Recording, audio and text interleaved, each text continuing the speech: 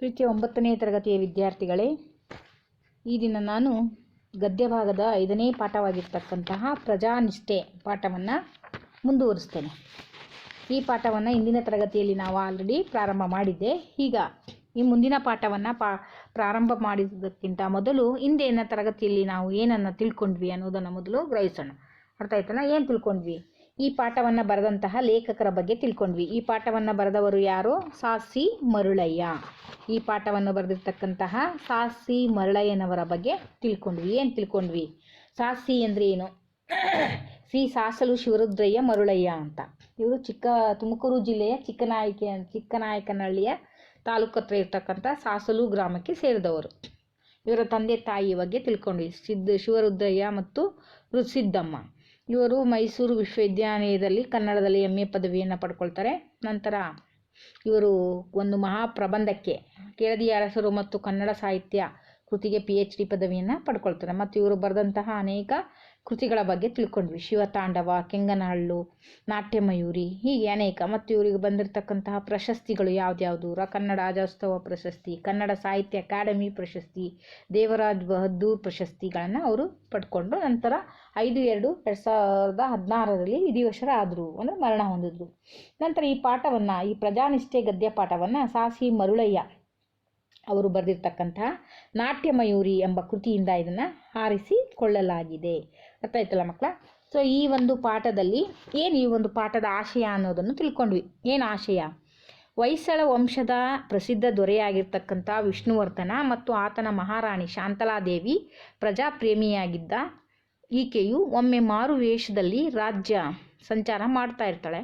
ಆ ಸಮಯದಲ್ಲಿ ಪ್ರಜೆಗಳ ಪ್ರಾಮಾಣಿಕತೆಯನ್ನು ಕಂಡ್ತಾಳೆ. ಭೂಮಿಯಲ್ಲಿ ದೊರಕಿದ ಸಂಪತ್ತು ಪ್ರಜೆಗಳಿಗೆ ಸೇರಿದ್ದರಾದ್ದರಿಂದ ಅದನ್ನು ಪ್ರಜೆಗಳಿಗಾಗಿ ಬಳಸಬೇಕು ಎಂಬ ಅಭಿಪ್ರಾಯದಂತೆ ದೇವಾಲಯ ನಿರ್ಮಾಣಕ್ಕೆ ಆ ಸಂಪತ್ತನ್ನು ಬಳಸಲು ಮಾಡಿದ ತೀರ್ಮಾನವನ್ನು ಈ ಪ್ರಜಾನಿಷ್ಠೆ ಪಾಠದಲ್ಲಿ ಕಾಣಬಹುದು. ಯಾರು ಈ ಹೊಯ್ಸಳ ಅರಸ? ಯಾರು ನಿಮ್ಮೆಲ್ಲರಿಗೂ ಗೊತ್ತು, ವಿಷ್ಣುವರ್ಧನ. ತುಂಬ ಪ್ರಸಿದ್ಧನಾಗಿರ್ತಕ್ಕಂತಹ ವಿಷ್ಣುವರ್ಧನ. ಇವನು ಪ್ರಗತಿಯನ್ನು ನೋಡಿ ಅಕ್ಕಪಕ್ಕದ ರಾಜರುಗಳು ತುಂಬಾ ಇವರನ್ನ ಬಗ್ಗೆ ಹೊಟಕಿಚ್ಚನ್ನು ಪಡ್ತಾರೆ. ಸೊ ಅದರಲ್ಲಿ ಬಹಳ ಪ್ರಮುಖನಾದವನು ಅಂದರೆ ಚೋಳ ರಾಜರ ಅರಸ ಕುಲೋತ್ತುಂಗ ಚೋಳ ಒಬ್ಬ ಆಶಾವಾದಿ. ಹೇಗೆ ತನ್ನ ರಾಜ್ಯ ಭರತಖಂಡವನ್ನು ಹಿಡಿತವನ್ನೇ ಸಾಧಿಸಬೇಕು ಅಂದ್ಕೊಂಡಂತಹ ದುರಾಶಿ ಪಿಶಾಚಿ ಅಂತಲೇ ಹೇಳ್ಬೋದು. ತಾನೇ ಗಂಗಾ ಸಾಮ್ರಾಜ್ಯವನ್ನು ತನ್ನ ವಶಪಡಿಸಿಕೊಂಡು ಆದಿಯಮನನ್ನು ದ್ವಾರ ಸಮುದ್ರದ ಮೇಲೆ, ಅಂದರೆ ತಲಕಾಡಿನಲ್ಲಿ ರಾಜಪ್ರತಿನಿಧಿಯನ್ನು ನೇಮಿಸ್ತಾನೆ. ತಲಕಾಡನ್ನು ವಶಪಡಿಸಿಕೊಂಡು ಅಲ್ಲಿ ಆದಿಯಮನನ್ನು ರಾಜಪ್ರತಿನಿಧಿಯಾಗಿ ನೇಮಿಸ್ತಾನೆ. ನಂತರ ಅವನನ್ನೇ ಈ ಒಂದು ದ್ವಾರ ಸಮುದ್ರದ ಮೇಲೆ ದಂಡೆತ್ತಿ ಹೋಗಲಿಕ್ಕೆ ಅವನನ್ನು ಕಳಿಸ್ತಾನೆ. ಇದನ್ನು ತಿಳಿದಂತಹ ಹೊಯ್ಸಳರ ಅರಸ ಯಾರು? ವಿಷ್ಣುವರ್ಧನನು ಸಹ ಇದನ್ನು ತನ್ನ ಸೈನ್ಯದೊಂದಿಗೆ ಅದಿಯಾಮನನ್ನು ಸೋಲಿಸಲಿಕ್ಕೆ ಯುದ್ಧವನ್ನು ಮಾಡ್ತಾನೆ. ಅದರಲ್ಲಿ ಅದಿಯಾಮ ಸಾಯ್ತಾನೆ. ನಂತರ ಇವರು ತಲಕಾಡುಗೊಂಡ ಅಂತ ಒಂದು ಬಿರುದನ್ನು ಸಹ ತಲಕಾಡನ್ನು ವಶಪಡಿಸ್ಕೊಳ್ತಾನೆ. ಈಗ ಎಲ್ಲರೂ ಇನ್ನೇನು ತಲಕಾಡು ಇವರು ವಿಷ್ಣುವರ್ಧನ ವಶ ಆದ ತಕ್ಷಣ ಎಲ್ಲರೂ ಹೇಳ್ತಾರೆ ಇಲ್ಲಿರ್ತಕ್ಕಂಥ ಸಂಪತ್ತನ್ನು ಲೂಟಿ ಮಾಡೋಣ ಅಂತ. ಆದರೆ ಅದನ್ನು ಮಾಡದೆ ವಿಷ್ಣುವರ್ಧನನು, ನಾವು ಇಲ್ಲಿ ನಮ್ಮ ಸತ್ವ ಪರೀಕ್ಷೆ ಇದೆ, ಎಷ್ಟೇ ಗುಣಗಳನ್ನು ಗಾಳಿಯಲ್ಲಿ ತೂರಿ ಬಿಡಬಾರದು, ಸೆರೆ ಸಿಕ್ಕ ಸೈನಿಕರ ಮೇಲೆ ದೌರ್ಜನ್ಯ ನಡೆಸುವುದು ಯೋಧರ ಧರ್ಮವಲ್ಲ, ಸೋತ ಸಾಮ್ರಾಜ್ಯವನ್ನು ಲೂಟಿ ಮಾಡುವುದು ಸಹ ಯುದ್ಧದ ಧರ್ಮವಲ್ಲ. ನಾವೆಲ್ಲರೂ ತಲಕಾಡನ್ನು ತಮ್ಮವರೆಂದೇ ತಿಳಿದು ಅವರ ಮನೋಭಿಮಿತಿಯನ್ನು ದೂರ ಮಾಡಿ ಶಾಂತ ಸ್ಥಾಪನೆಯನ್ನು ಮಾಡಿ 4 ದಿನಗಳ ಕಾಲ ಇಲ್ಲಿದ್ದು ನಾವು ಹೋಗೋಣ ಅಂತ ಹೇಳ್ತಾನೆ. ಹೀಗೆ ಎಲ್ಲರಿಗೂ ಅವನ ಇದಾಗುತ್ತೆ. ಹೀಗೆ ಇರುವಾಗ ಇವನು ಅಲ್ಲಿ ತಲಕಾಡಲ್ಲಿ 4 ದಿನಗಳ ಕಾಲ ಇರಬೇಕು ಅಂತ ಹೇಳಿದಾಗ ಇತ್ತ ಕಡೆ ತನ್ನ ದ್ವಾರ ಸಮುದ್ರವನ್ನು ರಾಜಧಾನಿಯನ್ನು ಸಂರಕ್ಷಣೆಗಾಗಿ ಯಾರು ನಿಲ್ತಾಳೆ? ಅವನ ಮಹಾರಾಣಿಯಾಗಿರ್ತಕ್ಕಂಥ ಶಾಂತಲಾದೇವಿ. ಅವಳಿಗೆ ನೆರವು ಮಾಡಲಿಕ್ಕೆ ಯುವರಾಜನಾಗಿರ್ತಕ್ಕಂತಹ ಉದಯಾದಿತ್ಯ. ಹೀಗೆ ಯುದ್ಧಕ್ಕೆ ಸಮಸ್ತ ಸೇನೆಯನ್ನು ರಾಜ್ಯದಿಂದ ಹೊರ ಹೋದಾಗ ಪಕ್ಕದ ಪಾಳೆಗಾರರು, ಯಾವಾಗ ರಾಜ ಇಲ್ಲ ಪಕ್ಕದಲ್ಲಿದ್ದಾನೆ ಅಂದ ತಕ್ಷಣ ಇಲ್ಲಿ ಸುತ್ತಮುತ್ತಲಲ್ಲಿರ್ತಕ್ಕಂಥವರು ಪಾಳೆಗಾರರು, ದುಷ್ಟರು ದೊಂಬಿ ಹೇಳುವುದು ಸಹಜ. ಆಗ ರಾಣಿ ಏನು ಮಾಡ್ತಾಳೆ? ಶಾಂತಲಾದೇವಿ ದಂಡವನ್ನು ಕೈಯಲ್ಲಿ ಹಿಡ್ಕೊಂಡು ಇವಳು ಯಾವ ಗದ್ದಲು ಇಲ್ಲಿ ಆಗಬಾರ್ದು ಅಂತ ಹೇಳಿ ಪರಿಸ್ಥಿತಿಯನ್ನು ಗೂಢಚಾರರ ಮೂಲಕ ತಿಳಿಯುತ್ತಾ ವೇಷವನ್ನು ಮರೆಸಿಕೊಂಡು ದೇಶದ ಒಳಭಾಗದಲ್ಲಿ ಸಂಚರಿಸಿ ಬರ್ತಾ ಇರ್ತಾಳೆ. ತನ್ನ ರಾಜ್ಯವನ್ನು ರಕ್ಷಣೆ ಹೇಗಿದ್ದಾರೆ ಅಂತ ನೋಡ್ಕೊಳ್ಳೋಕ್ಕೆ ಒಮ್ಮೆ ಒಂದು ಘಟನೆ ಏನದು, ಒಮ್ಮೆ ತಾನು ಗಂಡುಡುಗೆಯನ್ನುಟ್ಟು ಯುವರಾಜ ಕುಮಾರ ಉದಯಾದಿತ್ಯನನ್ನು ಜೊತೆಯಲ್ಲಿ ಕರೆದುಕೊಂಡು ಬೆಳಗಿನ ಜಾವಕ್ಕೆ ಕುದುರೆ ಏರಿ ದ್ವಾರ ಸಮುದ್ರದ ದ್ವಾರದಿಂದ ಹೊರಟಳು. ಯಾರು? ಶಾಂತಲಾದೇವಿ. ಯಾರ ಜೊತೆಯಲ್ಲಿ? ಉದಯಾದಿತ್ಯನ. ರಾಜ್ಯದ ದಕ್ಷಿಣ ವಿಭಾಗವನ್ನು ವೀಕ್ಷಿಸುವ ಸಲುವಾಗಿ ಬೆಳ್ಗೊಳ ಬಾಣಾವರಗಳ ನಾಡುಗಳನ್ನು ದಾಟಿ ಅದೇ ಸಂಜೆ ತೆಂಗಿನ ಸೀಮೆಯ ಹಳ್ಳಿಯೊಂದರ ಬಳಿ ಬಂದರು. ಯಾರು? ಉದಯಾದಿತ್ಯ ಮತ್ತು ರಾಣಿ. ಅದರ ಹೆಸರು ಬನದಮ್ಮನ ಹಳ್ಳಿ. ಯಾವ ಹಳ್ಳಿಗೆ ಬರ್ತಾರೆ? ಬನದಮ್ಮನ ಹಳ್ಳಿ. ಊರ ಆಚೆ ಬನಶಂಕರಿಯ ದೇವಾಲಯದ ಭವ್ಯವಾಗಿ ಬೆಳಗುತ್ತಿತ್ತು. ಅಲ್ಲಿ ಹೋಗಿ ದೇವಿಗೆ ನಮಸ್ಕರಿಸಿ ಪಯಣವನ್ನು ಮುಂದುವರಿಸುವುದೆಂದು ಆಲೋಚಿಸಿ ಅಲ್ಲಿಗೆ ನಡೆದರು. ಆದರೆ ಬನಶಂಕರಿಯ ದೇವಾಲಯದ ಮುಂಭಾಗದ ಕಟ್ಟೆಯ ಮೇಲೆ 100 ಜನರು ಒಂದು ಪಂಚಾಯಿತಿ ನಡೆಯುತ್ತಿದ್ದುದನ್ನು ಕಂಡುಬಂತು. ಯಾವುದೋ ಹಳ್ಳಿ ಜಗಳ ಇರಬೇಕೆಂದು ಅಂದುಕೊಂಡಳು ಶಾಂತಲೆ. ಆದರೆ ಅದು ಜಗಳವಾಗಿರಲಿಲ್ಲ. ಏನೋ ಒಂದು ಹೊಸ ಬಗೆಯ ನ್ಯಾಯವನ್ನು ಬೇಡಲಾಗುತ್ತಿತ್ತು. ಬನದಮ್ಮನ ಹಳ್ಳಿಗೆ ಬಂದಾಗ ಅಲ್ಲಿ ಒಂದು ದೇವಸ್ಥಾನ, ಬನಶಂಕರಿ ದೇವಸ್ಥಾನಕ್ಕೆ ಹೋಗಿ ನಂತರ ನಮಸ್ಕಾರ ಮಾಡಿ ನಂತರ ಮುಂದುವರ್ಸೋಣ ಅಂತ ಹೇಳಿದಾಗ ಅಲ್ಲಿ ಬನಶಂಕರಿ ದೇವಾಲಯದ ಮೇಲೆ ಒಂದು ದೊಡ್ಡ ಕಟ್ಟೆ ಇತ್ತು. ಆ ಕಟ್ಟೆಯಲ್ಲಿ 100 ಜನ ಸೇರಿಕೊಂಡಿದ್ರು. ಅದೇನೋ ನಡೀತಾ ಇದೆ, ಏನೋ ಹಳ್ಳಿ ಜಗಳ ಏನೋ ಇದು ಮಾಡ್ತಾ ಇದ್ದಾರೆ ಅಂದ್ಕೊಳ್ತಾಳೆ. ಸರಿಪಡಿಸ್ಲಿಕ್ಕೆ ಜನ ಸೇರಿದ್ದಾರೆ, ಪಂಚಾಯಿತಿ ಮಾಡ್ತಾ ಇದ್ದಾರೆ. ಆದರೆ ಜಗಳ ಆಗಿರಲಿಲ್ಲ, ಏನೋ ಒಂದು ಬೇರೆ ಇದಕ್ಕೆ ನ್ಯಾಯವನ್ನು ಮಾಡಲಾಗ್ತಾ ಇತ್ತು. ಏನು? ಪಂಚಾಯಿತಿಯ ಜನಸಮೂಹಕ್ಕೆ ಕಾಣಿಸದಂತೆ ದೂರದ ಹಿಪ್ಪೆಯ ಮರದ ಮರೆಯಲ್ಲಿ ನಿಂತು ಶಾಂತಲೆ ಮತ್ತು ಉದಯಾದಿತ್ಯರು ಅಲ್ಲಿ ನಡೆಯುತ್ತಿದ್ದ ನ್ಯಾಯ ವಿಚಾರಣೆಯನ್ನು ಆಲಿಸುತ್ತಿದ್ದರು. ಸೊ ಏನ್ರಪ್ಪ ದೈವದವರು ಏನು ಹೇಳ್ತೀರಾ ಹೇಳ್ರಿ. ಗಾದೆ ಮೇಲೆ ಕುಳಿತಿದ್ದ ದಪ್ಪ ಮೀಸೆಯ ಗಾವುಂದ ಕೇತುಮಲ್ಲ ನಾಯಕ ಅದೇ ಕಟ್ಟೆಯ ಮೇಲೆ ಕುಳಿತಿದ್ದ 10 ಜನರನ್ನು ಕೇಳಿದ. ಎಲ್ಲರೂ ಮುಂಡಾಸುಗಳನ್ನು ಸುತ್ತಿಕೊಂಡರು. ಏನು ತಾತ ಇವತ್ತಿನ ವಿಚಾರ ಎಂದ ಒಬ್ಬ. ಕೇತುಮಲ್ಲ ನಾಯಕ ವಿಷಯವನ್ನು ವಿವರಿಸಿದ. ನೋಡಿ ಬೀರಣ್ಣ, ನನ್ನ ಮೂಡಲ ದಿಕ್ಕಿನಾಗಿರೋ ಹಳ್ಳಿ ಹೊಲದ ಹಿರಣ್ಣನಿಗೆ 8 ಹೊನ್ನಿಗೆ ಕೊಟ್ಟಿದ್ದ 8 ವರ್ಷಗಳ ಹಿಂದೆ ಕ್ರಯಕ್ಕೆ ತಗೊಂಡು ಹೊಲದಾಗೆ ಉಳುಮೆ ಮಾಡುವಾಗ ನಿನ್ನೆ ದಿನ ಒಂದು ಕೊಪ್ಪರಿಗೆ ಬಂಗಾರ ಸಿಕ್ತು. ಈಗ ಇಲ್ಲೈತೆ ನೋಡ್ರಿ ಹೊನ್ನು ತುಂಬಿದ ಕೊಪ್ಪರಿಗೆಯನ್ನು ತೋರಿದ ಆ ನಾಯಕ. ಇದನ್ನು ಈರಣ್ಣ ಪೂಜೆ ಮಾಡಿ ಬೀರಣ್ಣನ ಮನೆಗೆ ಕೊಂಡೋಗಿ ತಕಳಪ್ಪ, ಇದು ನೀನು ಕೊಟ್ಟ ಹೊಲದಾಗೆ ಸಿಕ್ಕಿತು. ಯಾರೋ ನಿನ್ನ ಪೂರ್ವಿಕರು ನಿನಗಾಗಿ ಇಟ್ಟಿದ್ರು ಅಂತ ಕಾಣಿಸುತ್ತೆ, ತಕ್ಕೋ ಅಂದ. ಬೀರಣ್ಣ ಒಪ್ಪಲಿಲ್ಲ. ಅಲ್ವೇನಪ್ಪ ಬೀರಣ್ಣ ಕೇಳಿದ. ಬೀರಣ್ಣ ಒಪ್ಪಲಿಲ್ಲ ಎಂದ ಕೇತುಮಲ್ಲ. ಹೌದು ಗೌಡಪ್ಪ, ಹೊಲ ಮಾರಿದ ಮ್ಯಾಗೆ ಹಣ ಕೊಟ್ಟ ಹಮ್ಮಾಗೆ ಆ ನೆಲದ ಮೇಲೆ ನನಗೆ ಕೈತೆ ಹಕ್ಕು. ಅದರಾಗೆ ಸಿಕ್ಕಿದ್ದೆಲ್ಲ ಹೊಲ ಕೊಂಡುಕೊಂಡ ಒಡೆಯರದು ತಾನೆ. ನೋಡಿ ಏನರಪ್ಪ, ಏನು ಪಂಚಾಯಿತಿ ನಡೀತಾ ಇತ್ತು ಅಂದರೆ ಏನು ವಿಚಾರ ಅಂದರೆ ಇದು ಒಂದು ಕೇತುಮಲ್ಲ ನಾಯಕ ವಿಷಯವನ್ನು ವಿವರಿಸ್ತಾನೆ. ನೋಡಿ, ಬೀರಣ್ಣ ತನ್ನ ಮೂಡಲ ದಿಕ್ಕಿನಲ್ಲಿ ಅಂದರೆ ಮೂಡಲ ಅಂದರೆ ಏನು, ಯಾವ ದಿಕ್ಕಿಗೆ ಮೂಡಲ ದಿಕ್ಕು ಅಂತ ಹೇಳ್ತೇವೆ ಗೊತ್ತಾ? ಮೂಡಲ ಅಂದರೆ ಉತ್ತರ ದಿಕ್ಕು. ಮೂಡಲ ದಿಕ್ಕಿನಲ್ಲಿ ಅವನಿಗೆ ಹಳ್ಳಿ ಹೊಲ ಹಿರಣ್ಣನಿಗೆ 108 ಹೊನ್ನಿಗೆ ಕೊಟ್ಟಿದ್ದ 2 ವರ್ಷಗಳ ಹಿಂದೆ ಈ ಒಂದು ಬೀರಣ್ಣ ತನ್ನ ಮೂಡಲ ದಿಕ್ಕಿನಲ್ಲಿರುವ ಹೊಲವನ್ನು ಈರಣ್ಣನಿಗೆ ಕೊಟ್ಟಿರ್ತಾನೆ. ಎಷ್ಟು ರೂಪಾಯಿಗೆ? 8 ಹೊನ್ನಿಗೆ. ಆಮೇಲೆ ಕ್ರಯಕ್ಕೆ ತಗೊಂಡು ಹೊಲದಾಗೆ ಉಳುಮೆ ಮಾಡುವಾಗ ಅದನ್ನು ತೊಗೊಂಡಿದ್ಮೇಲೆ ಅವನಿಗೆ ಉಳುಮೆ ಮಾಡ್ತಾ ಇರ್ಬೇಕಾದ್ರೆ ಅವನಿಗೊಂದು ಕೊಪ್ಪರಿಗೆ ಬಂಗಾರ ಸಿಗುತ್ತೆ. ನೋಡಿ ಇಲ್ಲೇ ಐತೆ ನೋಡ್ರಿ. ನೋಡಿದ ಇದು ಈರಣ್ಣನ ಪೂಜೆ ಮಾಡಿ ಈರಣ್ಣ ಪೂಜೆ ಮಾಡಿ ಅದು ಬೀರಣ್ಣನಿಗೆ ಕೊಡಕ್ಕೆ ಬಂದ. ತಗೊಳಪ್ಪ, ಇದು ನಿನ್ನ ಹೊಲದಾಗೆ ಸಿಕ್ಕಿದೆ, ಯಾರೋ ನಿನ್ನ ಪೂರ್ವಿಕರು ನಿನಗೆ ಇಟ್ಟಿದ್ರು ಅಂತ ಕಾಣಿಸುತ್ತೆ, ತಗೋ ಅಂತೇಳಿ ಹೊಲವನ್ನು ಕೊಂಡುಕೊಂಡ ಈರಣ್ಣ ಯಾರಿಗೆ ಕೊಟ್ಟ? ಬೀರಣ್ಣನಿಗೆ ಕೊಡಕ್ಕೆ ಬಂದ. ಅದು ಬೀರಣ್ಣ ಒಪ್ಪಲಿಲ್ಲ. ಯಾಕಂದರೆ ಅಲ್ವೇನಪ್ಪ ಬೀರಣ್ಣ ಅಂತ ಕೇಳಿದಾಗ, ಹೌದು ಗೌಡಪ್ಪ, ಹೊಲ ಮಾರಿದ ಮ್ಯಾಗೆ ಹಣ ಕೊಟ್ಟ ಮ್ಯಾಗೆ ಆ ನೆಲ ನನಗೆ ಯಾಕೆ, ನನ್ನ ಹೊಲದ ಮೇಲೆ ನನಗೇನಕ್ಕು, ಅದು ಮಾರಿಬಿಟ್ಟಿದ್ದೀನಿ, ಅದೆಲ್ಲ ಸಿಗಬೇಕು, ಅವನು ಯಾರು ತಗೊಂಡ ಅವನಿಗೆ ತಾನೇ ಅಂತ ಹೇಳ್ದ. ಆದರೆ ಅದಕ್ಕೆ ನಾನೊಪ್ಪಲ್ಲ ಗೌಡಪ್ಪ, ಈರಣ್ಣ ಹೇಳಿದ. ನಾನು ಹಣ ಕೊಟ್ಟಿದ್ದು ಮಣ್ಣಿಗೆ ಹೊರತು ಅದರಲ್ಲಿ ಸಿಕ್ಕೋ ಹೊನ್ನಿಗಲ್ಲ. ಈ ಹೊನ್ನು ಬೀರಣ್ಣನದೇ. ಯಾಕೆ ಅಂತೀರೋ? ಈ ಹೊಲ ಇವನ ಪಿತ್ರಾರ್ಜಿತ ಆಸ್ತಿ. ಏನೋ ಕಷ್ಟ ಬಂತು ಅಂತ ನನಗೆ ಮಾರುವಾಗ ಅದರಾಗಿನ ಹೊನ್ನು ನಿಂದೆ ಅಂತ ಹೇಳಿರಲಿಲ್ಲ. ಆದಮೇಲೆ ಹೊನ್ನು ಅವನದೇ, ನನ್ನದಲ್ಲ, ಅವನೇ ಇರಲಿ ಅಂತ ಹೇಳ್ತಾನೆ. ಒಳ್ಳೆ ಮನುಷ್ಯ. ಯಾರು? ಈರಣ್ಣ. ಅದೇ ಗಂದಾತು. ತಂಬುಲ ಉಗಿದ ಮೇಲೆ ಮತ್ತೆ ಎತ್ತಿ ಬಾಯಿಗೊಳ್ಕೊಳ್ಳೋಕ್ಕೆ ಕೆಡ್ತನ ಬೇಡವಾ?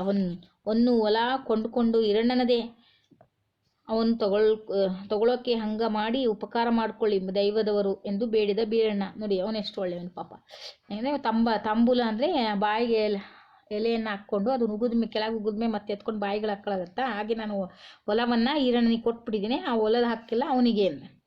ಕಟ್ಟೆಯ ಮೇಲಿದ್ದ ದೈವದವರಿಗೆ ಏನೂ ತೋಚಲಿಲ್ಲ. ದೈವ ಅಂದರೆ ನ್ಯಾಯವನ್ನು ಹೇಳೋರು. ಕಡೆಗೆ ಮುಖ್ಯಸ್ಥನಾದ ಕೊಯತುಮಲ್ಲ ಹೇಳಿದ, ಹೋಗಲಿ ಬಿಡಿ, ಇಬ್ಬರಿಗೂ ಬೇಡವಾದವನ್ನು ರಾಜ್ಯದ ಬೊಕ್ಕಸ ಸೇರಲಿ ಎಂದ. ಬಿಡಿ, ಇಬ್ಬರಿಗೂ ಬೇಡ ಅಂದರೆ ಇದನ್ನು ರಾಜ್ಯದಕ್ಕೆ ಕೊಟ್ಬಿಡೋಣ. ಕೂಡಲೇ ಮರದ ಮರೆಯಲಿದ್ದ ಶಾಂತಲೆ ಮುಂದೆ ಬಂದು ಕೂಡದು ಕೂಡದು ಎಂದು ಕೂಗಿದಳು.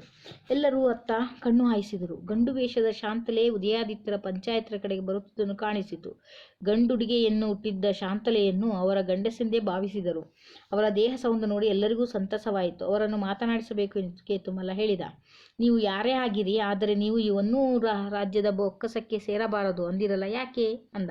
ತಾತ, ಬೊಕ್ಕಸಕ್ಕೆ ಸೇರಲು ಇದು ಸಾಮ್ರಾಟರ ದುಡಿಮೆಯಲ್ಲ, ಅವರ ಬೆವರಿನ ಫಲನೂ ಅಲ್ಲ, ಅದು ಪ್ರಜೆಗಳ ಬೆವರಿನ ಫಲ.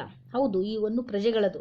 ಹಾಗಾದರೆ ಪ್ರಜೆಗಳು ಯಾರವರು ಎಂದು ಪ್ರಶ್ನೆ ಹಾಕಿದ. ಶಾಂತಲೆ ಉತ್ತರಿಸದಳು. ಕೇತುಮಲ್ಲನೇ ಮುಂದುವರೆದ. ಹೇಳು ನಮ್ಮಪ್ಪ, ನಾವೆಲ್ಲ ಹೊಯ್ಸಳೇಶರು ಮಕ್ಕಳೆಲ್ಲವೇನಪ್ಪ? ಮಕ್ಕಳ ದುಡಿಮೆ ತಂದೆಯದಲ್ಲವೇ? ಹೋಗಲಿ, ನಿಮ್ಮ ಊರಿನ ಹಣ ನಿಮ್ಮೂರಿನ ಏಳಿಗೆಗಾಗಿಯೇ ವಿನಿಯೋಗವಾಗಲಿ. ಅಷ್ಟು ಸ್ವಾರ್ಥ ಯಾಕೋ ನನ್ನಪ್ಪ? ನಾರಾಯಣನಂತಹ ಮಹಾರಾಜರು, ಲಕ್ಷ್ಮಿಯಂತಹ ಮಹಾರಾಣಿ ಇರುವಾಗ ನಮಗೆ ಹಣದ ಕೊರತೆಯೇ? ನಮ್ಮೂರಿಗೆ ಯಾವುದೂ ಈಗ ಬೇಡ. ನಾವು ಒಂದರ್ಥದಲ್ಲಿ ತೃಪ್ತರು. ಏನಾದರೂ ಊರಿಗೆ ಬೇಕಾದರೆ ನಾವೇ ಮಾಡ್ಕೊಳ್ತೀವಿ ಎಂದು ದೊರೆಯದ ಹಣ ದರೆಯ ಕ್ಷೇಮಕ್ಕೆ ಮೀಸಲು. ಕೇತುಮಲ್ಲನ ಮಾತು ಕೇಳಿ ಅಣ್ಣಗಳಿರ, ನಿಮ್ಮಂತಹ ಪುಣ್ಯವಂತ ಪ್ರಜೆಗಳನ್ನು ಪಡೆದ ರಾಜ ಅದೆಷ್ಟು ಭಾಗ್ಯವಂತನೋ ಇರಬಹುದು. ಅಂಥ ರಾಜರಾಣಿಯರನ್ನು ಪಡೆದ ನಾವು ಪುಣ್ಯವಂತರು ಅಂದ ಕೇತುಮಲ್ಲ. ನಿಮಗೆ ಸಮಭಾಗದ ಸೌಭಾಗ್ಯವನ್ನು ಕಂಡ ನಾವು ಪುಣ್ಯವಂತರು ಎಂದು ಮುಂದೆ ಬಂದ ಉದಯಾದಿತ್ಯ ಎಲ್ಲರೂ ಅಚ್ಚರಿಗೊಳ್ಳುವಂತೆ ನುಡಿದ. ನಿಮ್ಮ ಸಮಾಗಮದ ಸೌಭಾಗ್ಯವನ್ನು ಕಂಡ ನಾವು ಪುಣ್ಯವಂತರು. ಅಣ್ಣಗಳಿರ, ಇವರು ಯಾರೆಂದು ತಿಳಿದಿರಿ? ಇವರೇ ನಮ್ಮ ಭಾಗ್ಯದೇವತೆ ಶಾಂತಲಾದೇವಿಯವರು. ಗಂಡುಡಿಗೆಯಲ್ಲಿದ್ದುದರಿಂದ ನಿಮಗೆ ಗುರುತಿಸಲಾಗಲಿಲ್ಲ ನೋಡಿ ಎಂದು ಶಾಂತಲೆಯ ತಲೆಯ ಮೇಲೆ ಮುಂಡಾಸು ತೆಗೆದ. ಅಂಟಿಸಿಕೊಂಡಿದ್ದ ಮೀಸೆಯನ್ನು ತೆಗೆದಳು ಶಾಂತಲೆ. ಈ ಬನದಮ್ಮನ ಹಳ್ಳಿಯ ಜನರಿಗೆ ಸ್ವರ್ಗ ಒಂದೇ ಮೆಟ್ಟಿಲೇ ಇಳಿಯಿತು. ಅವರು ಆನಂದಕ್ಕೆ ಪಾರವೇ ಇಲ್ಲವಾಯಿತು. ಎಲ್ಲರೂ ಕಟ್ಟೆಯಿಂದ ಧುಮುಕಿ ಉದ್ದಕ್ಕೆ ನೆಲದ ಮೇಲೆ ಅಡ್ಡಬಿದ್ದರು. ದೇವಾಲಯದ ಒಳಭಾಗದಲ್ಲಿ ಪಂಚಾಯಿತಿ ನೋಡಲು ಬಂದಿದ್ದ ಹೆಂಗಳೆಯರು ಓಡಿ ಬಂದು ಶಾಂತಲೆಯನ್ನು ಸುತ್ತುಗಟ್ಟಿದರು. ಅವಳನ್ನು ಮುಟ್ಟಿ ಮಾತನಾಡಿಸಿ ಮುಕ್ತಿ ಪಡೆದಷ್ಟು ಸಂತುಷ್ಟರಾದರು. ಅವಳ ಪಾದಗಳನ್ನು ಮುಟ್ಟಿ ಕಣ್ಣುಗಳಿಗೆ ಒತ್ತುಕೊಂಡರು. ಅವಳು ಹೆಜ್ಜೆ ಇಟ್ಟ ಸ್ಥಳದ ಧೂಳನ್ನು ತೆಗೆದು ನೆತ್ತಿಯಲ್ಲಿ ಧರಿಸಿದರು. ಶಾಂತಲೆ ಎಷ್ಟು ತಡೆದರೂ ಅದು ಭಕ್ತಿಯ ಪ್ರದರ್ಶನ ನಿಲ್ಲಲೇ ಇಲ್ಲ. ಕಡೆಗೆ ಉದಯಾದಿತ್ಯ ಬಹು ಪ್ರಯಾಸದಿಂದ ತಡೆಯಬೇಕಾಯಿತು. ಎಲ್ಲ ದೈವದವರು ಈ ಹೊನ್ನನ್ನು ಬೊಕ್ಕಸಕ್ಕೆ ಒಪ್ಪಿಕೊಳ್ಳದ ಹೊರತು ಮಹಾರಾಣಿಯ ಮತ್ತು ಯುವರಾಜರ ಪಾದಗಳನ್ನು ಬಿಡುವುದಿಲ್ಲ ಎಂದು ಹಠ ಮಾಡಲು ಶಾಂತಲೆ, ಅಣ್ಣಂದಿರ, ಅಪ್ತಾಯಂದಿರ, ಇದೋ ಈ ಹೊನ್ನನ್ನು ನೇರವಾಗಿ ನಮ್ಮ ರಾಜ್ಯಕ್ಕೆ ಕೋಶಕ್ಕೆ ಸೇರುವುದಿಲ್ಲ. ಅದು ದೈವದ ದುಡ್ಡು, ದೇವ ಕಾರ್ಯಕ್ಕೆ ವಿನಿಯೋಗವಾಗಬೇಕಾದ ಧರ್ಮ. ಕೇಳಿ, ನನಗೆ ಬಹಳ ದಿನಗಳಿಂದಲೂ ಒಂದು ಆಸೆ ಇದೆ. ನಮ್ಮ ಸಂಸ್ಕೃತಿಯ ಶ್ರೀಮಂತಿಕೆಗೆ ಸಾಕ್ಷಿಯಾದ ಒಂದು ಕಲಾ ದೇಗುಲವನ್ನು ರಾಜಧಾನಿ ದ್ವಾರಸಮುದ್ರದಲ್ಲಿ ನಿರ್ಮಿಸಬೇಕು ಎಂದು. ಅವಳಿ ದೇಗುಲಗಳ ಶಿಲ್ಪಕಲೆ ಹೊಯ್ಸಳರ ಶೈಲಿಗೆ ಮಾದರಿಯಾಗಿರಬೇಕು. ವೇಲಾಪುರಿಯ ಚೆನ್ನಕೇಶ್ವರ ದೇವಾಲಯದಲ್ಲಿ ಲಾಲಿತ್ಯವಿದ್ದರೆ ದ್ವಾರಸಮುದ್ರದ ದೇಗುಲದಲ್ಲಿ ಭವ್ಯತೆ ನೆಲೆಗೊಂಡಿರಬೇಕು. ಅಂತಹ ಒಂದು ಕಲಾಪೂರ್ಣ ದೇವಾಲಯಕ್ಕಾಗಿ ಇವನ್ನು ವಿನಿಯೋಗವಾಗಲಿ ಆದರೆ ಒಂದು ಮಾತು. ಏನು ತಾಯಿ? ಕೇತುಮಲ್ಲ ನಾಯಕರು ನಮ್ಮೆಲ್ಲರಿಗೂ ಹಿರಿಯರು, ಪಿತೃ ಸಮಾನರು. ಮುಂದೆ ದ್ವಾರಸಮುದ್ರದ ನಿರ್ಮಾಣವಾಗುವ ಅವಳಿ ದೇವಾಲಯಗಳು ಅವರ ಹೆಸರಿನಲ್ಲಿಯೇ ನಿರ್ಮಾಣವಾಗಲಿ. ಕೇತುಮಲ್ಲ ನಾಯಕರ ಹೆಸರಿನಲ್ಲಿ ಎಂದು ಶಿಲಾಶಾಸನ ಸಾಕ್ಷೀಕರಿಸಲಿ. ಕೇತುಮಲ್ಲ ನಾಯಕ ಏನೂ ಹೇಳಹೊರಟ, ಆದರೆ ಬನದಮ್ಮನ ಹಳ್ಳಿಯ ಜನ ಬಿಡಲಿಲ್ಲ. ಮಹಾತಾಯಿ, ಹಾಗೆಯೇ ಆಗಲಿ, ಕೇತುಮಲ್ಲನ ಹೆಸರಿನಲ್ಲೇ ಕಟ್ಟೋಣವಾಗಲಿ ಎಂದು ಒಕ್ಕೋಲರಲ್ಲಿ ಕೂಗಿದರು. ಜೊತೆಯಲ್ಲಿ ಮತ್ತೊಂದು ಕೂಗು, ಕಟ್ಟುವ ದೇವಾಲಯಗಳು ಹೊಯ್ಸಳೇಶ್ವರ, ಶಾಂತಲೇಶ್ವರ ಎಂದಿತು. ಹೌದು, ಹೊಯ್ಸಳೇಶ್ವರ ಶಾಂತಲೇಶ್ವರಿಗೆ ದಯವಾಗಲಿ ಎಂದು ಘೋಷಿಸಿತು. ಸಾಸಲು ಬನದಮ್ಮನ ಹಳ್ಳಿಯ ಭಾಗ್ಯವಂತ ಜನತೆ. ಅತ್ತಿಗೆ ಮೈದುನರು ತಮ್ಮ ತಮ್ಮ ಕುದುರೆಗಳನ್ನೇರಿ ಸಾಸಲು ಬನದಮ್ಮನ ಹಳ್ಳಿಯ ಜನತೆ. ಮಹಾರಾಣಿಯವರಿಗೆ ಜಯವಾಗಲಿ, ಯುವರಾಜರಿಗೆ ಜಯವಾಗಲಿ, ಹೊಯ್ಸಳೇಶ್ವರಿಗೆ ಜಯವಾಗಲಿ ಎಂದು ಹರ್ಷಘೋಷ ಮಾಡಿದರು. ಇಲ್ಲಿ ಮೈದುನರು ಉದಯಾದಿತ್ಯ. ಹೀಗೆ ಹಳ್ಳಿಯ ಜನ ಹೀಗೆ ವೇಷವನ್ನು ಮುರಿಸಿಕೊಂಡು ಬಂದಿರತಕ್ಕಂಥ ಶಾಂತಲಾದೇವಿ ಮತ್ತು ಉದಯಾದಿತ್ಯರು ಅಲ್ಲಿ ಪಂಚಾಯಿತಿ ನಡೆಯುವುದನ್ನು ವೀಕ್ಷಿಸಿದಾಗ ಅವರಿಗೊಂದು ಕೊಪ್ಪರಿಕೆ ಹಣ್ಣು ಸಿಕ್ಕಿರುತ್ತೆ. ಕೊನೆಗೆ ಅವರಿಬ್ಬರು ಈರಣ್ಣ ಮತ್ತು ಬೀರಣ್ಣ ನಮಗೆ ಬೇಡ ಅಂತ ಹೇಳಿದಾಗ ಇದನ್ನು ಯಾರಿಗೆ ಸೇರಿಸ್ಬೇಕು, ಇದು ರಾಜನಿಗೆ ಸೇರಬೇಕು ಅಂತ ಹೇಳ್ತಾರೆ. ಹೇಳಿದಾಗ ಕೊನೆಗೆ ನಿಮ್ಮೂರಿನ ಅವಾಗ ಅವಳು ಹೇಳ್ತಾ ಹೋಗಲಿ, ನಿಮ್ಮ ಊರಿನ ಹಣ ನಿಮ್ಮೂರಿಗೆ ಏಳಿಗೆಗೆ ವಿನಿಯೋಗವಾಗಲಿ ಅಂತ ಹೇಳಿ ವೇಷವನ್ನು ಮುರಿಸಿಕೊಂಡು ಬಂದಿರತಕ್ಕಂತಹ ಮಹಾರಾಣಿ ಹೇಳ್ತಾಳೆ, ನಿಮ್ಮಂತಹ ಪ್ರಜೆಗಳನ್ನು ಪಡೆದಂತಹ ರಾಜ್ಯನೇ ತುಂಬ ಅಂದರೆ ರಾಜ ವಿಷ್ಣುವರ್ಧನ ಅಂತಹ ಒಳ್ಳೆಯ ರಾಜನಾಗಿರ್ತಾನೆ ಮತ್ತು ರಾಣಿಯೂ ಆಗಿರ್ತಾಳೆ. ಜನರಿಗೆ ರಾಜ ರಾಣಿಯರ ಬಗ್ಗೆ ತುಂಬಾ ಗೌರವ ಮತ್ತು ಅಭಿಮಾನ ಇರುತ್ತೆ. ಸೌಭಾಗ್ಯ ನಮಗೆ ಇಂತಹ ಹಣ ಬೇಡ, ನಮಗೆ ರಾಜನಿಗೆ ಸೇರಲಿ ಅಂದಾಗ ಅವಾಗ ಏನು ಹೇಳ್ತಾರೆ, ಅವಾಗ ಅಲ್ಲಿರ್ತಕ್ಕಂಥ ಉದಯಾದಿತ್ಯ ನೀನು ಯಾರಮ್ಮ, ನೀನು ಯಾರಪ್ಪ ನೀನು ಅಂತ ಹೇಳಿದಾಗ ಅವಾಗ ಅಲ್ಲಿರ್ತಕ್ಕಂಥ ಉದಯಾದಿತ್ಯ ಇವಳು ಯಾರು, ಇವನು ಹುಡುಗ ಅಲ್ಲ, ಗಂಡು ವೇಷವನ್ನು ಧರಿಸಿರ್ತಕ್ಕಂಥ ಶಾಂತಲಾದೇವಿ ಅಂತ ಹೇಳಿದಾಗ ಅಲ್ಲಿನ ಜನರಿಗೆ ಸ್ವರ್ಗವೇ ಸಿಕ್ತಂಗೆ ಆಗುತ್ತೆ. ಅವಳನ್ನು ನಮಸ್ಕರಿಸಿ ಎಲ್ಲವನ್ನ ಮಾಡಿ ನಮಸ್ಕರಿಸ್ತಾರೆ. ಕೆಲವರು ಭಕ್ತಿಯಿಂದ ಪ್ರದರ್ಶನವನ್ನು ಮಾಡ್ತಾರೆ. ಇದನ್ನು ಕಂಡವಳಿಗೆ ಬಹಳನೇ ಖುಷಿ ಆಗುತ್ತೆ. ಹಾಗಾದರೆ ಈ ಹಣ ಯಾರಿಗೂ ಬೇಡ ಅಂದರೆ ಇದು ದೇವರ ದುಡ್ಡು ಆಗಿರೋದ್ರಿಂದ ಈ ಒಂದು ದುಡ್ಡಿನಲ್ಲಿ ನಾವು ದೇವಸ್ಥಾನವನ್ನು ಏನು ವೇಲಾಪುರಿ ಚೆನ್ನಕೇಶವ ದೇವಾಲಯದಲ್ಲಿ ಲಾಲಿತ್ಯ ಹೆಂಗಿದೆಯೋ ದ್ವಾರಸಮುದ್ರದಲ್ಲೂ ಸಹ ಒಂದು ದೇವಾಲಯಗಳನ್ನು ನಿರ್ಮಾಣ ಮಾಡೋಣ ಅಂತ ಹೇಳಿದಾಗ ಕೇತುಮಲ್ಲ ನಾಯಕರು ನಮ್ಮೆಲ್ಲರಿಗೂ ಹಿರಿಯರು, ಪಿತೃ ಸಮಾನರು, ಆದ್ದರಿಂದ ಅವಳಿ ದೇವಾಲಯಗಳನ್ನು ಅವರ ಹೆಸರಿನಲ್ಲಿ ಆಗಲಿ ಅಂತೇಳಿ ನಂತರ ಒಂದು ಶಾಸನವನ್ನು ಕೊರಿಸಿ ಅಂತ ಹೇಳ್ತಾರೆ. ಏನೋ ಹೇಳೋ ಹೋಗ್ತಾನೆ ಕೇತುಮಲ್ಲ ನಾಯಕ, ಅದನ್ನು ಸಹ ಅವಳು ಕೇಳದೆ ಕೇತುಮಲ್ಲನ ಹೆಸರಿನಲ್ಲೇ ಕಟ್ಟೋಣವಾಗಲಿ ಎಂದು ಒಕ್ಕಲರಲ್ಲೂ ಎಲ್ಲ ಜನರಲ್ಲೂ ಕೇಳ್ತಾರೆ. ಮತ್ತು ಆ ಎರಡು ದೇವಾಲಯಗಳ ಹೆಸರನ್ನು ಹೊಯ್ಸಳೇಶ್ವರ ಮತ್ತು ಶಾಂತಲೇಶ್ವರ ಅಂತ ಹೆಸರನ್ನು ಇಡ್ತಾರೆ. ಹೀಗೆ ನಂತರ ಎಲ್ಲ ಜನರು ಬನದಮ್ಮನಹಳ್ಳಿಯ ಭಾಗ್ಯವಂತ ಜನತೆ ಹೊಯ್ಸಳೇಶ್ವರಿಗೆ ಶಾಂತಲೇಶ್ವರಿಗೆ ಜಯವಾಗಲಿ ಅಂತ ಘೋಷಣೆಯನ್ನು ಕೂಗ್ತಾರೆ. ನಂತರ ಅತ್ತಿಗೆ ಮತ್ತು ಮೈದನ ಕುದುರೆಯನ್ನೇರಿ ಸಾಸಲು ಬನದಮ್ಮನಹಳ್ಳಿ ಜನತೆ ಅವರು ಹತ್ತುತ್ತಾರೋ ಅವಾಗೆಲ್ಲರೂ ಸಹ ಮಹಾರಾಣಿಯವರಿಗೆ ಜಯವಾಗಲಿ, ಹೊಯ್ಸಳೇಶ್ವರಿಗೆ ಜಯವಾಗಲಿ ಎಂದು ಹರ್ಷಘೋಷವನ್ನು ಕೂಗ್ತಾ ಇರ್ತಾರೆ. ಹೀಗೆ ಇಲ್ಲಿ ಹೇಗೆ ಪ್ರಜಾನಿಷ್ಠೆ, ಪ್ರಜೆಗಳು ಹೇಗೆ ನಿಷ್ಠೆಯನ್ನು ತೋರಿಸ್ತಾರೆ. ರಾಜ ಒಳ್ಳೆಯವನಾಗಿದ್ದಾಗ ಪ್ರಜೆಗಳಿಗೋಸ್ಕರ ತನ್ನ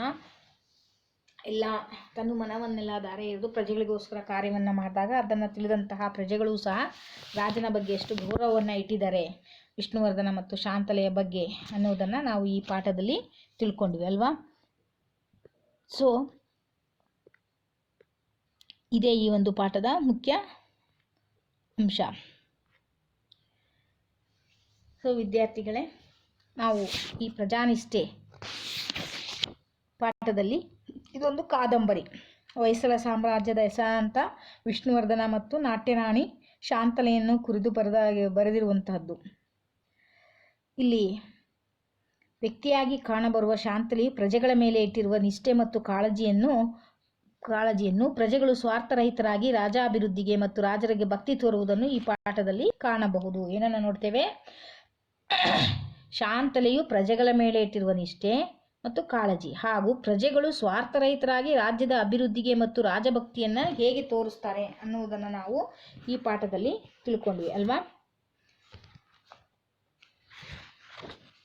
ಸೊ ಈ ಪಾಠ ಇಲ್ಲಿಗೆ ಮುಗೀತದೆ. ಇಲ್ಲಿ ಬರುವಂತಹ ಪಾತ್ರಗಳನ್ನು ನೀವು ನೋಡಿದ್ರೆ ಕೇತುಮಲ್ಲ ಆ ಊರಿನ ನಾಯಕ, ಹಳ್ಳಿಯ ಹೆಸರೇನು, ಆ ಊರಿನ ಹೆಸರೇನು ಅಂದರೆ ಬನದಮ್ಮನ ಹಳ್ಳಿ. ಏನು ಸಿಕ್ತು ಅಲ್ಲಿ, ಯಾರಿಗೆ ಈರಣ್ಣನಿಗೆ ಏನು ಸಿಕ್ತು, ಒಂದು ಕೊಪ್ಪರಿಗೆ ಹಣ ಸಿಗುತ್ತೆ. ಆ ಹೊಲದಲ್ಲಿ ಆ ಹೊಲ ಅವನು ಯಾರಿಂದ ಪಡ್ಕೊಂಡಿರ್ತಾನೆ, ಬೀರಣ್ಣನಿಂದ. ಸೊ ಬೀರಣ್ಣ ಅದನ್ನು ಅವನಿಗೆ ಮಾರಿರ್ತಾನೆ. ನಂತರ ಅವನು ಹೊಲವನ್ನು ಉಳುವಾಗ ಆ ಕೊಪ್ಪರಿಗೆ ಹಣ್ಣು ಸಿಕ್ಕಿರುತ್ತೆ. ಅವನು ಏನು ಮಾಡ್ತಾನೆ, ಅದನ್ನು ಅವನಿಗೆ ಸೇರಬೇಕು ಬೀರಣ್ಣನಿಗೆ ಅಂತ ತಂದು ಪಂಚಾಯಿತಿಯಲ್ಲಿ ನಡೆಯುವಾಗ ಆ ಪಂಚಾಯಿತಿಯ ನಾಯಕ ಕೇತುಮಲ್ಲ ಅದನ್ನು ಇಲ್ಲ, ಇದು ಇಬ್ಬರಿಗೂ ಬೇಡ ಅಂದರೆ ಇದನ್ನು ರಾಜ್ಯಕ್ಕೆ ಕೊಡೋಣ, ರಾಜನಿಗೆ ಒಪ್ಪಿಸೋಣ ಅಂತ ಹೇಳ್ತಾರೆ. ಆಗ ಅಲ್ಲೇ ವೇಷವನ್ನು ಮರೆಸಿಕೊಂಡು ಬಂದಿರ್ತಾನೆ ಶಾಂತಲಾದೇವಿ, ಇಲ್ಲ ಇದು ನಿಮಗೆ ಸೇರಬೇಕು ಅಂತ ಹೇಳ್ತಾರೆ. ಇಲ್ಲ, ಅವಾಗ ನೀನು ಯಾರು ಅಂತ ಕೇಳಿದಾಗ ಅವಳು ಉದಯಾದಿತ್ಯ ಅಂದರೆ ಅವಳ ಅಳಿಯ, ಅವಳ ಮೈದುನ ಹೇಳ್ತಾರೆ. ಇಲ್ಲ, ಇವಳು ಶಾಂತಲಾ ಮಹಾರಾಣಿ ಅಂತ ಹೇಳಿದಾಗ ಅವರೆಲ್ಲರಿಗೂ ಖುಷಿ ಆಗುತ್ತೆ. ನಂತರ ಅವರು ದೇವತೆಯನ್ನೇ ಕಂಡಷ್ಟು ಸ್ವರ್ಗವೇ ಕಂಡಷ್ಟು ನಮ್ಮ ರಾಣಿ ತಮ್ಮ ನೆಚ್ಚಿನ ರಾಣಿ ಇಲ್ಲಿ ಬಂದಿದ್ದಾಳಲ್ಲ ಅಂತ ಹೇಳಿ. ನಂತರ ಅವರಿಗೆ ಸ್ವರ್ಗ ಸಿಕ್ಕಂಗಾಗತ್ತೆ. ಅಲ್ಲಿ ಭಕ್ತಿಯಿಂದ ಅವಳನ್ನು ನಮಸ್ಕರಿಸ್ತಾರೆ. ನಂತರ ಅವರ ನಿಷ್ಠೆಯನ್ನು ನೋಡಿ, ಈ ಹಣ ದೇವರ ದುಡ್ಡು, ದೇವರಿಗೆ ಸಲ್ಲಲಿ ಅಂತ ಹೇಳಿ ಇದಕ್ಕೆ ದೇವಸ್ಥಾನಗಳನ್ನು ಕಟ್ಟ್ರಿ ಅಂತೇಳಿ ದ್ವಾರ ಸಮುದ್ರದಲ್ಲಿ 2 ದೇವಸ್ಥಾನಗಳನ್ನು ಕಟ್ಟುವಂತೆ ಅವರಿಗೆ ಸಲಹೆಯನ್ನು ನೀಡ್ತಾರೆ. ಅದರ ಹೆಸರಲ್ಲಿ ಕೇತುಮಲ್ಲನ ಹೆಸರಿನಲ್ಲಿ ಈ ದೇವಸ್ಥಾನವನ್ನು ಕಟ್ಟಿ ಅಂತ. ಹೀಗೆ ಈ ಒಂದು ಪಾಠದಲ್ಲಿ ಪ್ರಜೆಗಳ ಮತ್ತು ರಾಜನ ನಡುವೆ ಇರ್ತಕ್ಕಂಥ ಸಂಬಂಧವನ್ನು ಬಹಳ ಸುಂದರವಾಗಿ ವಿವರಣೆಯನ್ನು ಮರಳಯ್ಯನವರು, ಶ್ರೀ ವಿಶ್ವರುದ್ರಯ್ಯ ಮರಳಯ್ಯ ಅಂತ ಹೇಳ್ತೀವಿ. ಹೀಗೆ ಈ ಒಂದು ಪಾಠವನ್ನು ನಾನು ತಿಳ್ಕೊಳ್ತೀರಲ್ವ. ಹೀಗೆ ಈ ಪಾಠ ಇಲ್ಲಿಗೆ ಮುಗಿಯುತ್ತೆ. ಮುಂದಿನ ತರಗತಿಯಲ್ಲಿ ನೆಕ್ಸ್ಟ್ ಕ್ಲಾಸನ್ನು ನಾನು ತೆಗೆದುಕೊಳ್ತೇನೆ. ಅಲ್ಲಿವರೆಗೂ ಧನ್ಯವಾದಗಳು ಮಕ್ಕಳೇ. ಇದನ್ನು 2-3 ಸಾರಿ ಈ ಪಾಠವನ್ನು ನೀವು ಓದಿ. ಮೊದಲು ಟೆಕ್ಸ್ಟ್ ಬುಕ್ಕನ್ನು ಓದುವುದನ್ನು ಅಭ್ಯಾಸ ಮಾಡಿಕೊಳ್ಬೇಕು. ನಂತರ ನಿಮಗೆ ನೀಟಾಗಿ ಪಾಠವನ್ನು ಓದಲಿಕ್ಕೆ ಬಂದರೆ, ನೀವು ಪಾಠವನ್ನು ಅರ್ಥವಾದರೆ ನೀವು ಸರಿಯಾಗಿ ಆನ್ಸರನ್ನು ಮಾಡಲಿಕ್ಕೆ ಸಾಧ್ಯ ಆಗುತ್ತೆ. ನಿಮ್ಮಲ್ಲಿ ಕೇಳ್ಕೊಳ್ಳೋದಷ್ಟೇ, ದಯವಿಟ್ಟು 2-3 ಸಾರಿ ಈ ಪಾಠವನ್ನು ಓದಿ. ಅರ್ಥ ಆಯ್ತಲ್ಲ. ನಂತರ ಈ ಕ್ಲಾಸ್ ವರ್ಕನ್ನು ಬರೆದುಕೊಂಡ ಮೇಲೆ ನಿಮಗೆ ಈ ಪಾಠ ಮತ್ತಷ್ಟು ಮನದಟ್ಟಾಗುತ್ತೆ. ಸೊ ಇಲ್ಲಿಗೆ ಈ ಪಾಠವನ್ನು ನಾನು ನಿಲ್ಲಿಸ್ತೇನೆ. ಮುಂದಿನ ಕ್ಲಾಸನ್ನು ಮಾಡುತ್ತೇನೆ. ಅಲ್ಲಿವರೆಗೂ ಸಹ ಧನ್ಯವಾದಗಳು. Thank you.